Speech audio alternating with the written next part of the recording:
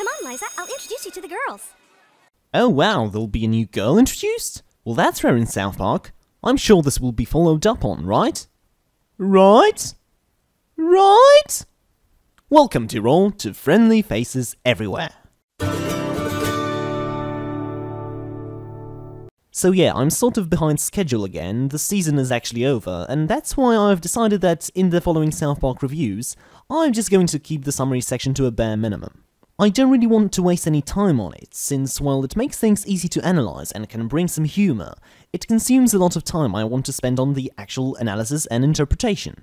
Whenever an episode really takes my interest or sparks a fandom-wide controversy like, let's say, Ginger Cow, I will devote some more time to it. But for now, I would really like to keep things short and relevant. I know some people are able to make reviews short, funny, relevant, in-depth, while at the same time summarizing the shit out of them, but for some reason my scripts always turn out longer than expected. Probably because I keep making bloody excuse paragraphs like these. Alright, episode 4, you're not Yelping. Everyone in town turns into a food critic, including Cartman, Harrison Yates, yeah, we do find out Harris is short for Harrison after all, and most interestingly, Gerald. I'm quite happy to see him in this role, since out of all the prominent dads, I like him the most. Randy is a bit too frequent, Steven is a child abuser, and I may have a thing for somewhat pompous characters with a sense of self-importance. And yet, there is more. For in this crisp time when autumn begins to fade, the chef brines chicken in habanero and even adds habanero powder to the crust. I don't need any more pain.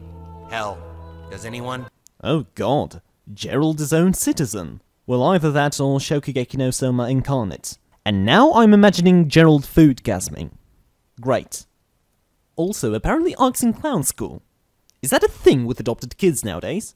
Well, to be fair, everyone turns into a pretentious douche this time around, not only Gerald. We learn that when you become a reviewer, you're always a smug, self-satisfied prick who thinks that their opinion is the only one that matters. Well, not me, of course, I would never turn like that. By the way, Usopp is an objectively excellent character and fuck everyone who thinks otherwise. But yeah, there is an amusing scene when Cartman calls all Yelpers to his house that turns out to be quite a lot and nobody makes clear who the leader is.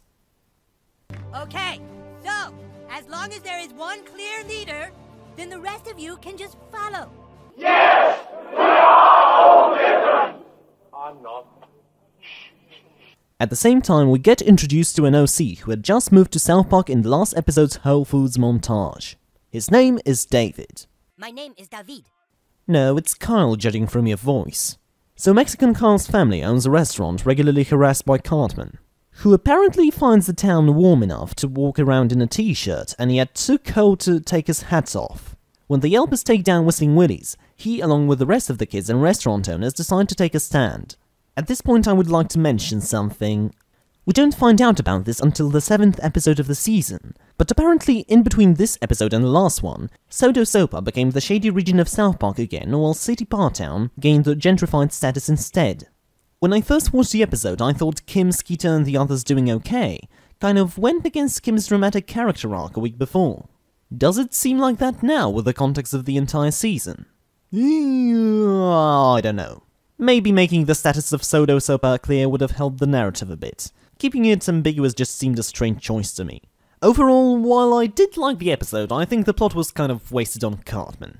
I'm not going to complain about him hogging the spotlight all the time, since he is one of the main characters, unlike Randy for instance. Especially since Eric wasn't as prominent during the season as he could have been. But don't you think Carl would match this role a lot better? Since, you know, he likes to think his opinions matter.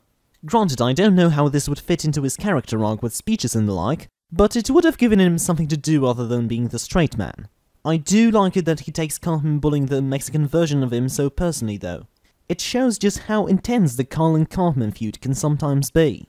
Also, I suppose we never really find out what this town really needs, despite the question being raised by Eric and Gerald. Maybe it was intentional, but I would have liked to see their motivation, if they had any beside inflating their egos. And now everyone's favorite background observations. Leslie's being pretty prominent, which is cool. I do enjoy a gag of never shutting her fucking mouth on assemblies. One might wonder what she's trying to tell a friend, though. Well, anyway, Jason's here, Tommy Turner, Riley, Francis, Kelly Gardner from the game. She wears a skirt now, does she? I'm pleasantly surprised we got a line out of Dr. Gouache. He hasn't spoken in years.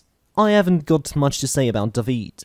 I know I've joked about him being Mexican Kyle, but he's distinctive enough to be a fine character in his own right. I just don't really see comedic potential in him, which is a pity. Out of all season 19 episodes, You're Not Yelping seems like the most traditional one so far. A simple story of Cartman inventing a scheme to gain more power, as a worldwide fad becomes the subject of mockery. There wasn't really a particular tradition of the show being discarded, and apart from the massive influx of new South Park inhabitants being the focus after being briefly brought up last time, the story was pretty self-contained, which is perhaps why I don't have much to say about this one.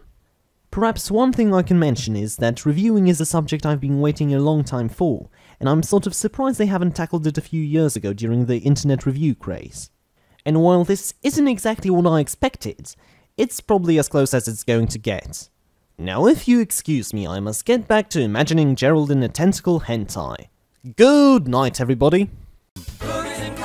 Piss in your potatoes.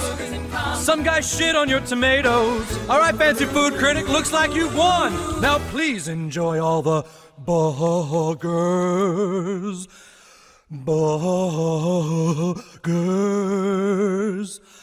And